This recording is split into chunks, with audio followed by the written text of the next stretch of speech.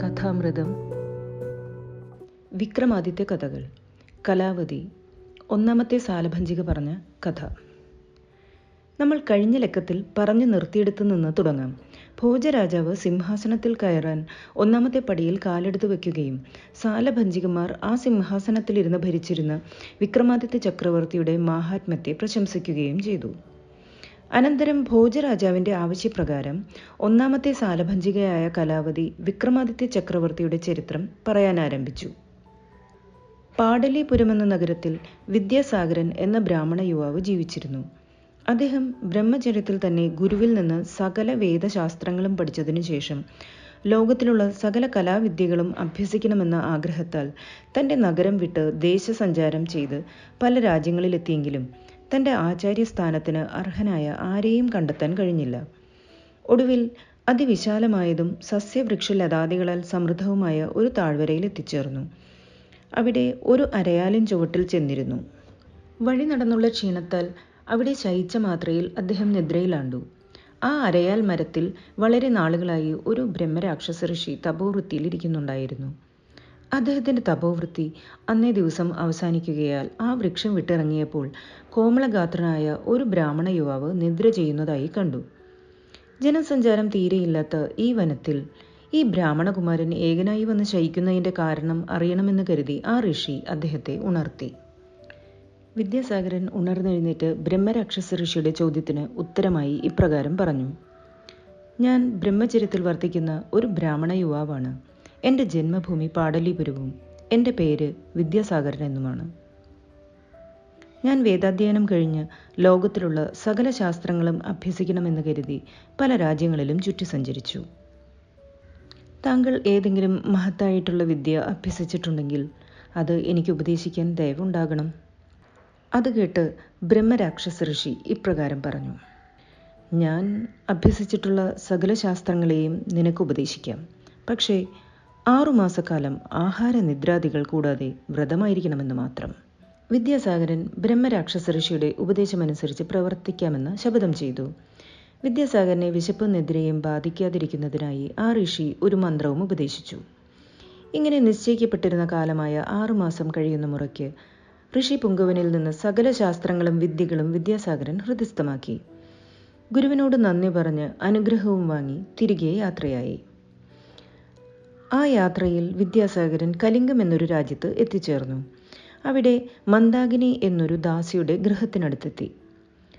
പഠനകാലം കഴിഞ്ഞതോടുകൂടി മന്ത്രസിദ്ധിയുടെ കാലം അവസാനിക്കുകയാൽ വിദ്യാസാഗരൻ ക്ഷീണിതനായി ഭവിക്കുകയും ആ ദാസിയുടെ ഗൃഹത്തിലെ പടിപ്പുരവാതിൽ കടന്ന് ഉത്തരീയം വിരിച്ചിട്ട് നിദ്രയെ പുൽകുകയും ചെയ്തു.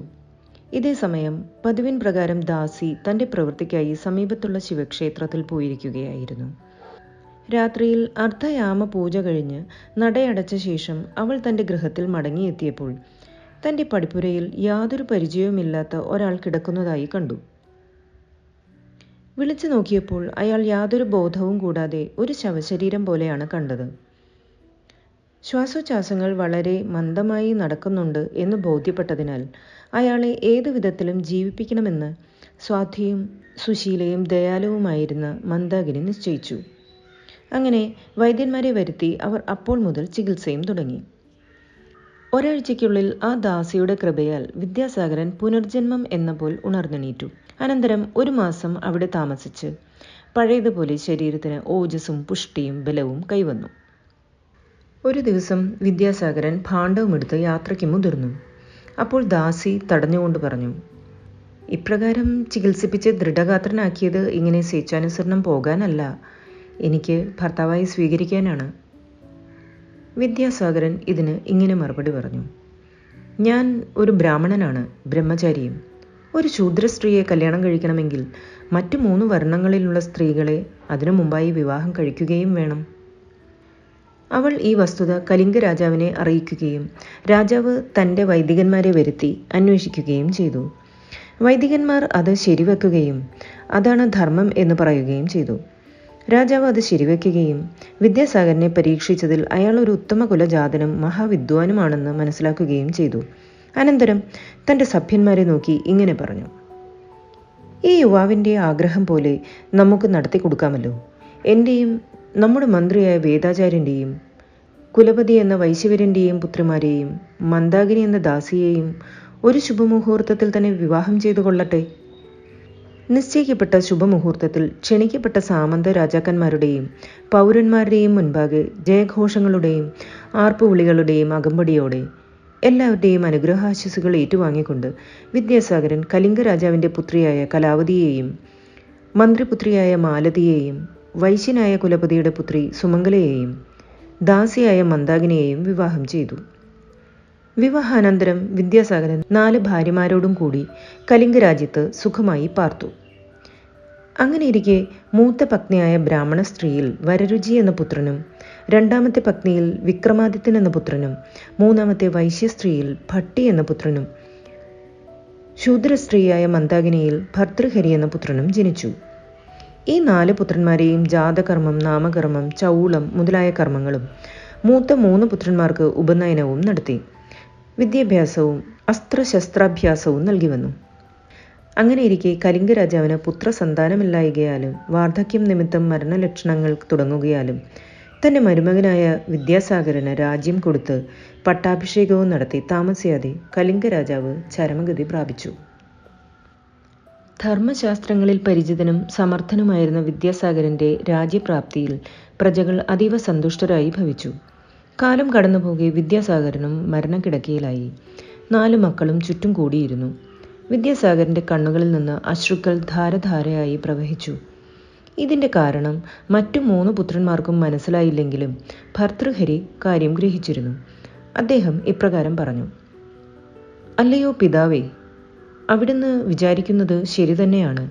ഞാൻ ശൂദ്രസ്ത്രീയിൽ ജനിച്ചതുകൊണ്ട് എനിക്ക് പുത്രസന്താനമുണ്ടായാൽ അത് അവിടത്തേക്ക് നരകഹേതുവായി ഭവിക്കും എന്നുള്ളത് ഞാൻ അറിഞ്ഞു തന്നെയാണ് ഇരിക്കുന്നത്.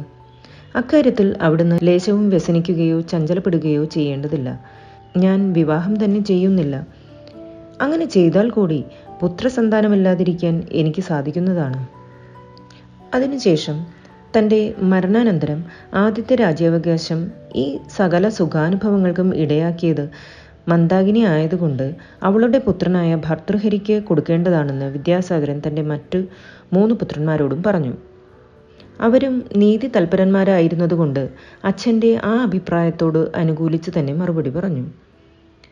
ഭർതൃഹരി രാജ്യാധികാരം ഏറ്റെടുക്കുകയും അതിനുശേഷം 360 സ്ത്രീകളെ വിവാഹം ചെയ്യുകയും ചെയ്തു. തൻ്റെ പിതാവിൻ്റെ ആജ്ഞയ്ക്ക് വിപരീതം വരാതെയിരിക്കാൻ പുത്രോൽപത്തി ഉണ്ടാകാതിരിക്കുന്നതിന് ശ്രദ്ധിക്കുകയും ചെയ്തു. ഇങ്ങനെയിരിക്കെ ഒരു ബ്രാഹ്മണൻ തൻ്റെ തപശക്തിയാൽ നിത്യവും ദേവലോകത്ത് പോയി തിരികെ വരിക പതിവായിരുന്നു. ഒരു ദിവസം അങ്ങനെ വരുന്ന സമയത്ത് ഒരു തേൻ മാമ്പഴം കൊണ്ടുവന്ന് അത് ഭർതൃഹരിക്ക് കൊടുത്തു. ആ മാമ്പഴം ഭുജിച്ചാൽ എന്നും 16 വയസ്സോട് കൂടിയവനായിരിക്കും. ഈ മഹിമ ഭർതൃഹരിക്ക് ഉണ്ടായാൽ അത് ആ നാട്ടുകാരുടെ അഭ്യുദയത്തിന് ഇടയാകുമെന്നും ആ ബ്രാഹ്മണൻ നിശ്ചയിച്ചിട്ടുണ്ടായിരുന്നു. ഭർതൃഹരി ആ മാമ്പഴം തനിക്ക് ഏറ്റവും പ്രിയമുള്ള ആദ്യത്തെ പത്നിക്ക് കൊടുത്തു. അവൾ അത് അവളുടെ അത്യന്ത ഇഷ്ടക്കാരനും ഭർതൃഹരിയുടെ കുതിരക്കാരനുമായ ഒരു ബൗദ്ധന് സമ്മാനിച്ചു. ഈ രാജ്ഞി ഭർതൃഹരി അറിയാതെ അവനോട് രഹസ്യം കൂടുക പതിവായിരുന്നു. അവനത് കിട്ടിയ ഉടൻ തന്നെ അവൻ്റെ ഇഷ്ടക്കാരിയായ ഒരു ദാസിക്ക് കൊടുക്കണമെന്ന് ഉദ്ദേശിച്ചു. ആ മാത്രയിൽ തന്നെ ആ ദാസിയുടെ വേലക്കാരി അവിടെ ചാണകം വാരാൻ വന്നു. അവൻ ആ മാമ്പഴം അവളുടെ പക്കൽ ഏൽപ്പിച്ചു. അവൾ ചാണകവും വാരി ആ മാമ്പഴം അതിനു മുകളിൽ വച്ചുകൊണ്ട് ഭർതൃഹരിയുടെ കൊട്ടാരത്തിൻ്റെ സമീപത്ത് കൂടി തന്നെ യാത്രയായി.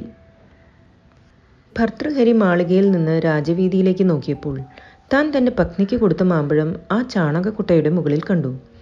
ഉടൻ തന്നെ ഭൃത്യന്മാരെ വിട്ട് അവളെ വിളിച്ചു വരുത്തി അവളുടെ പക്കൽ നിന്ന് ആ മാമ്പഴം വാങ്ങി.